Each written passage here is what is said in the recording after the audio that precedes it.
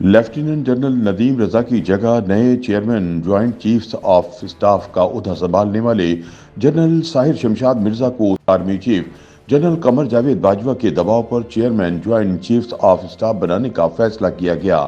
حالانکہ اتحادی حکومت ایسا نہیں کرنا چاہتی تھی۔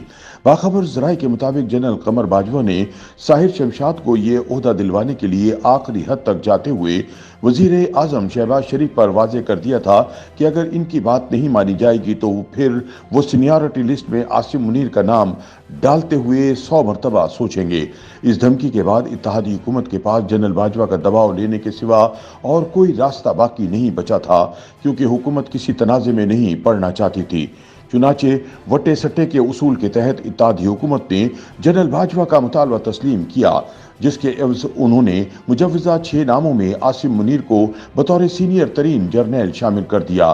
ذرائع کا کہنا ہے کہ اتحادی جماعتوں کو بنیادی طور پر یہ اعتراض تھا کہ ساحر شمشاد مرزا کا نہ صرف سابقہ ISI چیف فیض حمید کے ساتھ گہرا تعلق ہے، بلکہ وہ لیفٹیننٹ جنرل ظہیر الاسلام کے بھی قریب گردانے جاتے ہیں۔ لیکن اہم ترین بات یہ ہے کہ عمران خان کے سیاسی گرو سمجھے جانے والے سابق ISI chief lieutenant general Ahmed Shuja Pasha کو ساحر شمشاد اپنے بزرگوں کا درجہ دیتے ہیں۔ یہ تمام جرنیل اس وقت فوج کے اس دھڑے کے سرخیل تصور کیے جاتے ہیں جس نے پروجیکٹ عمران خان کھڑا کیا تھا اور اس کے مسمار ہونے کے بعد دوبارہ عمران کو برسر اقتدار لانے کی کوشش میں مصروف ہیں۔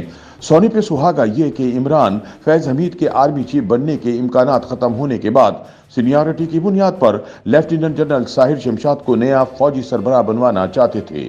General Sahir Shamshad Mirza 76 long course سے تعلق رکھتے ہیں۔ ان کا تعلق سندھ ریجمنٹ سے ہے، جو سابق chairman joint chiefs of staff committee general Nadeem Raza کا بھی پیرنٹ یونٹ ہے۔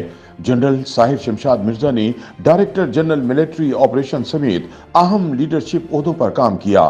وہ GHQ میں جنرل راحل شریف کی کور ٹیم کا حصہ تھے، جس نے شمالی وزیرستان میں کالعدم تحریک طالبان پاکستان کے خلاف آپریشن کی نگرانی کی۔ ساحر شمشاد کو 2019 میں جنرل باجوہ نے چیف آف جنرل اسٹاف تعینات کیا تھا۔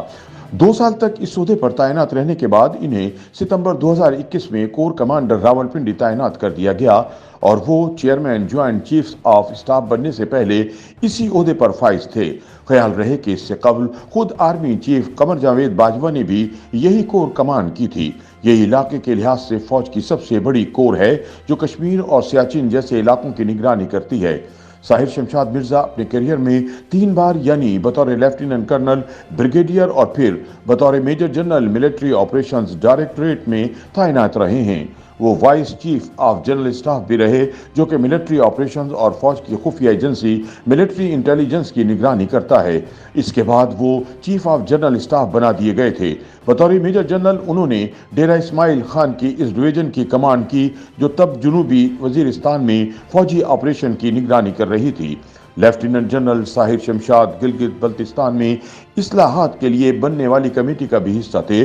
وہ پاکستان، افغانستان، چین اور امریکہ پر مشتمل اس گروپ کا بھی حصہ رہے جس نے بین الاقوامی مذاکرات میں ثالثی کا کردار ادا کیا تھا۔ YouTube پر گوگلی نیوز دیکھنے کے لیے youtube.com کی سرچ بار میں گوگلی نیوز TV ٹائپ کریں۔ گوگلی نیوز کے پیج پر سرخ رنگ کے سبسکرپشن والے بٹن پر کلک کرنا نہ بھولیے۔ YouTube پیج پر اپلوڈ ہونے والی ویڈیوز سے باخبر رہنے کے لیے بیل آئیکن پر کلک کیجیے۔ آپ کو ہر نئی ویڈیو کے بارے میں نوٹیفیکیشن موصول ہو جائے گا۔